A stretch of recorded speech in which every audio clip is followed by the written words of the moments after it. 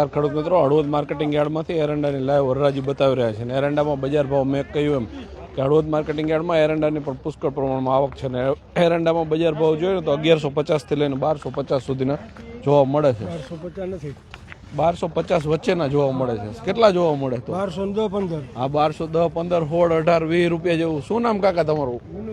ઉભા રહો બે વાત કરી વેપારીઓ ને શું કાકા વાર લાગે આ એરંડામાં બજાર શું લાગે? 1400 રૂપિયાનો ભાવ કરશે। 1400 નો ભાવ કરશે આવનારા દિવસોમાં। એટલે આ એરંડા વધારે પડતા ક્યાં આપણે મોકલતા હોય? આપણે ખરીદી કરીને કડી મિલમાં જતા હોય મુદ્રા અને પછી એક્સપોર્ટ થતું હોય આનું કઈ તેલ બેલ કે એવું કઈ ન હોય અને આનું બજાર શેના ઉપર આધાર રાખતું હોય? વાયદા હોય કે આના એવું કઈ વાયદા ઉપર? એટલે ખેડૂતોએ વેચવા જોઈએ કે હમણાં થોડા વેચવા જોઈએ? શું કહો છો ખેડૂતોને? રાખવાની શક્તિ બજાર તેજી થવાની 100% તેજી થવાની। એટલે મિત્રો વેપારી મિત્રોનું એવું કહેવું છે કે રાખવાની જો સગવડતા હોય અને આર્થિક રીતે અત્યારે જરૂર ન હોય તો એરંડામાં તેજીની શક્યતાઓ છે એવું વેપારીનું કહેવું છે। પરંતુ આપણે જોયું એમ કે 1150 થી લઈને 1210, 15, 20 સુધીના બજાર ભાવ આપણને જોવા મળે છે, જેવી ક્વોલિટી વાઇઝ બજાર ભાવ થતા હોય છે। અને હળવદ માર્કેટિંગ યાર્ડમાંથી આપણે લાઈવ જોઈ રહ્યા છીએ 1100 થી લઈ 1200 ની આ જે છે તમે જોઈ રહ્યા છો જે ક્વોલિટી વાઇઝ એ ક્વોલિટી હોય એ પ્રમાણે ભાવ થતા હોય છે અને 1195 રૂપિયામાં વેચાયેલા છે આપણે લાઈવ જોઈ રહ્યા છીએ। તમામ ખેડૂતો જ્યાંથી જોડાય છે ક્યાં વિસ્તારમાંથી તમારા માર્કેટિંગ યાર્ડમાં શું સ્થિતિ છે તેના લઈને મિત્રો ખાસ આપણે બતાવીશું।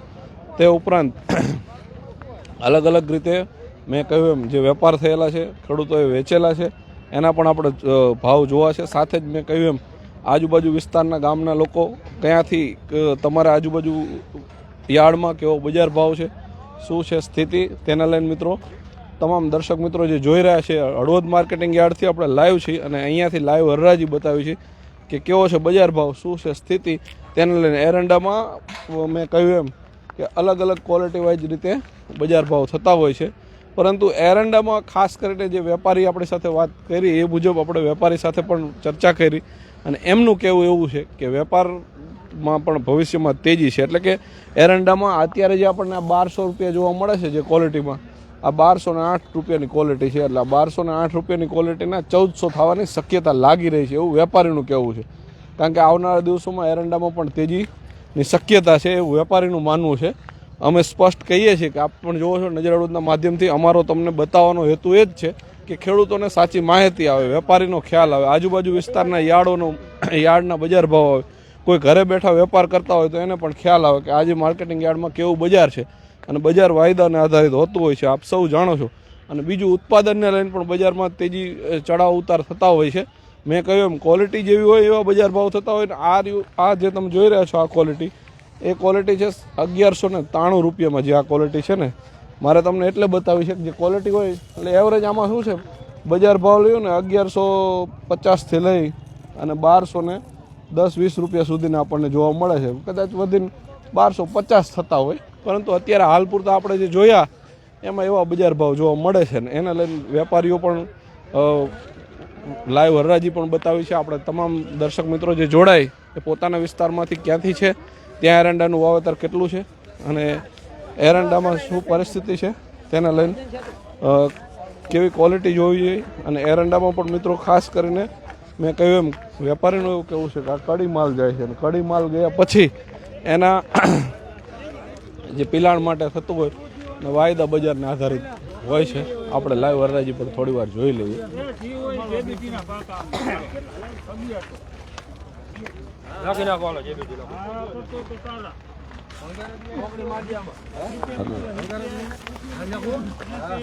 $1170 તમે જોઈ રહ્યા છો।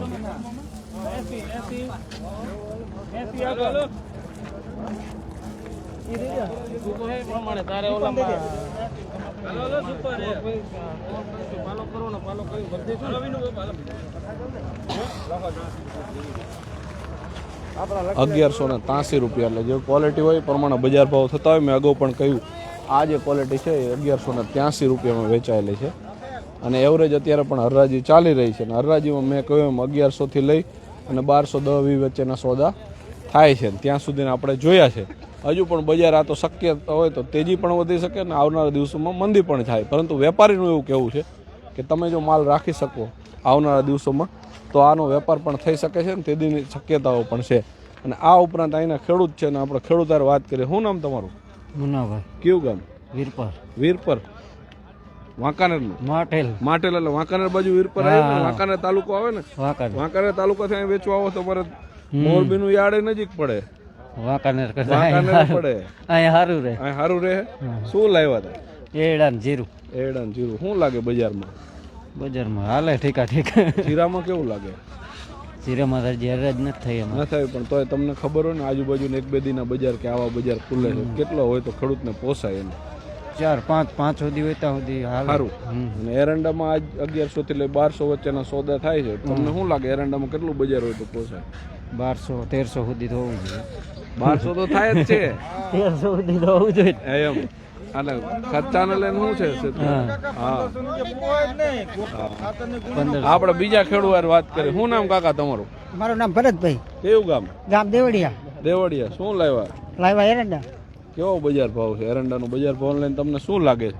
મને તો હાવ ડીમ જ લાગે. ડીમ લાગે? હા, 1500 તો હોવા જ જોઈએ. 1500. હા, ને ખેડૂત શું વરે?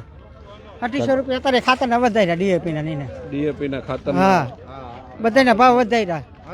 અને ટાઈમે શું છે કે ખાતરમાં ગુરિયા હારે કંઈક આપતા હોય છે ને ડીએપી હારે કંઈક બીજું બધું આપે, નેનો આપે, પોટાશ આપે, બધું આપે.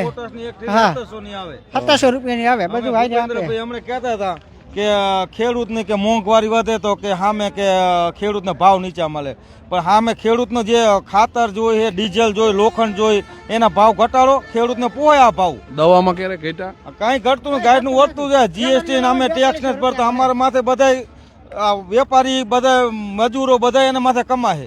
ખેડૂત વાંહે શું કમાશે? ખેડૂત વાંહે કાંઈ વધતું નથી, વાંહે બધા લઈ જાય, વાંહે વધે. ખેડૂત વાંહે 1500 હોય તો વધે એ 1.5-2 રૂપિયા, બાકી અત્યારે ખેડૂત વાંહે કઈ રૂપિયો ન વધે. આ ભાવમાં હા, કઈ ન વધે. કાં પછી તમારે મોંઘવારી ન વધારી હોય તો પછી લોખંડના, ડીઝલના ભાવ અત્યારે ભંગારનો ભાવ રહ્યો ને 50 રૂપિયા કિલો હોય, 60 રૂપિયા કિલો ભંગાર.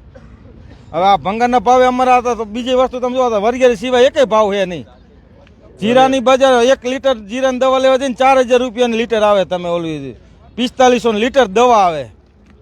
એટલે જીરામાં પણ કેટલા હોય તો જીરું તમને? જીરું ઓછામાં ઓછા 6000 રૂપિયા હોવા જોઈએ. 6000. હા, અને ઓલા મુખ્યમંત્રીનો હમણાં જ વિડીયો મેં સાંભળ્યો હતો.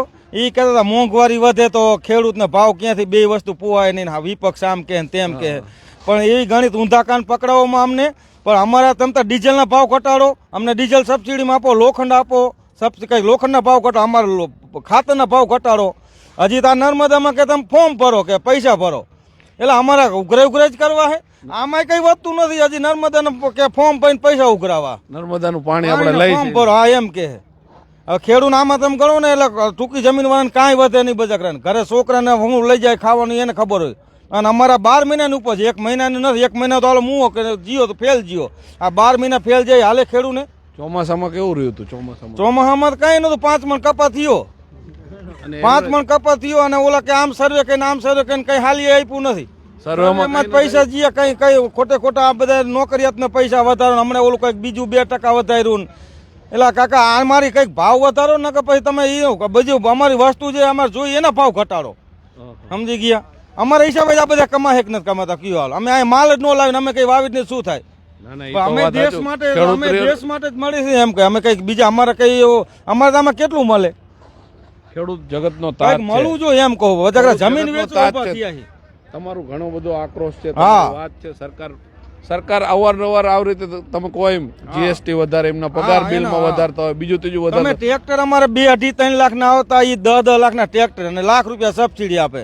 પણ ભલામણ અમે ટ્રેક્ટર લેતા ને ત્યારે 3-4 લાખના 2.5 લાખના ટ્રેક્ટર આવતા. 98 સાલમાં ને એવી રીતે લીધા હતા. 3-4 2.5 લાખના ટ્રેક્ટર આવતા. અત્યારે તમારી સરકાર આગળ આ માંગણી છે. હા, અમે એમ નથી કહેતા અમે વિરોધી ભાજપ કે કોંગ્રેસ, અમે કઈ નથી કહેતા. અમે તો આમને જ મત દઈ, બરાબર, જે મોદી સરકારને જ મત દઈ. પણ કઈક દિયો તો કઈક ટકશે, ન કરે ઉલારી નાખશે બધા. સમજ્યા? કઈક વસ્તુ તો હોવું જોઈએ ને. અને સામે તમે ગમે એને ખરીદી લ્યો. હવે અમે આપણા ધારાસભ્ય કોઈ સારા હોય એને પાછા ખરીદી લે, ઓલાને ખરીદે, એટલે તમે અમને મજબૂર કરો એવું થાય. ના, સાચી વાત છે. તમારી લાગણી સાચી છે ખેડૂત પ્રત્યેની. અને તમારે વર્ષોથી તમારી જમીન જેને 10-15 વીઘા છે ને એને બજાકરાને ટૂંકો ખાવાનો વારો આવે. હા, આ તો આપણે થોડુંક આ એરિયામાં થોડુંક પાણી છે તે સારું છે. બાકી આ બધા હુકી જમીન વાળાની બધાને કઈ ન વરે. સમજ્યા? આ 3 કેનાલો છે, આપણે 3 કેનાલો અત્યારે બંધ કરી, એમ કે રિપેરિંગ માટે બંધ કરી. કદાચ ત્યાં ટાંકી કે લખતર જ્યાં રિપેર કરવાનું હોય હા. એ ચોમાસામાં કર્યું હોય તો શું ફેર પડે અને આપણે? અત્યારે તમે જોજો રિપેર ક્યાંય કરશે નહીં. હમણાં પાણી છોડવાનું થઈ જાય ને ત્યારે કહે છે બાકી છે બાકી. અત્યારે અમારે અહીંથી ક્યાંય તમે કામ હાલે તમે જોયું ક્યાંય? આપણા વિસ્તારમાં ક્યાંય અને દેખાતું ક્યાં અત્યારે સાધનો એવા થઈ ગયા તમે 10 દીમાં ગમે એવી કેનાલ સાફ થઈ જાય. અત્યારે સાધનો કેવા થઈ ગયા તમે ટ્રેક્ટર ગમે તે જેસીબી હિટાચી મૂકો તો કેટલા દીમાં થઈ જાય. નથી. અને આપણે કપાસનું વાવેતરની જરૂર પડશે ત્યારે હા, પાણી ત્યારે નહીં હોય. પછી કઈ સાફ કરવાની ને ફલાણું બાકી છે ને આ બાકી છે ને. એટલે આપણે દેશ માટે જ કરી એવું કઈ નથી. પણ તમે જે કરતો હોય આમાં થોડુંક આ તો કારખાનામાં નાખો એટલું જો બહાર કાઢવાનું. આ તો તમને વધારાનું ઉત્પાદન આપે. ખેતી આ જે ખેતી પ્રધાન દેશ છે, ખેતી આગળ આવશે તો જ દેશ આગળ આવવાનો. 100% આપણો હા. દેશ ખેતી ઉપર જ ટકેલી ખેતી છે. અને આ તમે એક નાખો અનેક થાય. અને આની વાંહે કેટલાય તમે રોજગાર આવે. અને અમે જેટલા રોજગાર આપે ખેડૂત કેટલા મજૂર રોજગાર આપે. કારખાના વાળા થોડાક ને રોજગાર આપે તો એને સબસિડીઓ આપે, ઓલું આપે, તે આપે. બધાય ટકવો જોઈએ. આપણે એમ કેવું છે. આપણે એમ નથી કારખાના બંધ કરી દો કે ફલાણું એને ઢોકણું. આપવું જોઈએ ને હા, આપણને એને આપવું આપવું જોઈએ. આમાં ખેડૂતને અત્યારે એકેય વસ્તુ નથી વધેવું. તમે જો ગમે એ વસ્તુ લઈ લ્યો, તમે તુવેરા લઈ લ્યો, એક વરિયાળી સિવાય તમે લઈ લ્યો, શેમાં વધેવું કયો લ્યો. અને અને વરિયાળીમાં આ કે અમે જુગાર રમવા બેઠા છીએ કે અમારે એકમાં ભાવ આવે ને 3માં જાય. અમે આ મહેનત કરી 12 મહિનાની મહેનત કરી સમજ્યા. અને અમે બધાને દઈ. અમે આદિવાસીને પહેલા પૈસા દઈ દી. આ અમારે વધે કે ન વધે, આદિવાસી જે મજૂર હોય એને અમારે પહેલા પૈસા દેવા પડે. ભાગ દેવો ભાગ્ય હોય એને અમે આપવો ઉપર પડે. પહેલા આપી. હા એરંડામાં ખર્ચો કેટલો લાગે? આપણે એરંડામાં વાત કરીએ તો વીઘે હા ખાતરનો, બિયારણ, ખાતર બિયારણ આમાં રહ્યું ને આ બધું ચોથો ભાગ તો ઓલામાં જ વહી જાય. સમજી ગયા ને? અત્યારે તમે મજૂરી જુઓ, બપોર લગીના 300-250 રૂપિયા લે. અને રિક્ષા ભાડું બપોર આવે જાય. હા એટલે આમાં અમારી વાંહે આમાં કાંઈ ન વધે. મને લગભગ 20-25 રૂપિયા વધતા હોય તો ભલે લ્યો. સરકાર આગળ તમારી માંગણી એવી છે કે આના 1500 હોય તો હા, એવા થવો કાંઈક જોઈએ. હા. ખેડૂતને હા એમ કઈ. આશા રહે. અને ખેડૂત સુખી થઈ છે, દેશ સુખી થઈ છે એમ. બાકી તો શું હવે અમારે કઈ એમને કઈ સામે કઈ એ આપણા દેશના માણસ આપણા જ ભાઈ છે. આપણે કોઈ ઓલા વિરોધી અહીંથી આપણે કોઈ વિરોધ કરવા નથી, પરંતુ આટલું હોય તો ખેડૂત બેઠો ખેડૂત ને થાય. કઈક બેઠો થાય. અને ટૂંકી જમીન વાળા મરી જાય સમજ્યા. આ તો અમારે થોડીક જમીન ભગવાનની દયાથી છે, માતાજીની દયાથી વાંધો નથી. એટલે પણ પછી બધા ખેડૂત કઈ હાથે નાથે ન મથતા હોય. એને અમુક કામ કરાવવું પડતું હોય. કઈ ઓલા ગધાને કોઈ મથ જ કરે તોય વાંહે વાત એને શું થાય. શું નામ તમારું? મારું નામ દિલીપસિંહ કયું ગામ? દેવડિયા. હા એટલે મિત્રો, દેવડિયાના દિલીપસિંહની લાગણી એ છે સરકાર હારે જ જોડાયેલા, પરંતુ સરકાર એવું ખેડૂત આપણે પાસે સરકારના વિરોધ જોવે, સરકારની સામે, ઉદ્યોગની સામે જોવે છે, ઉદ્યોગની સામે સબસિડીઓ આપે છે. એવી જ રીતે આવનારા દિવસોમાં કદાચ સરકાર જો વિચારે કે ટેકાના ભાવની સારી ખરીદી થાય, ખેડૂતોને સબસિડી મળે, 3 કેનાલો પસાર થાય, 3 કેનાલમાં ટાઈમે પાણી મળે.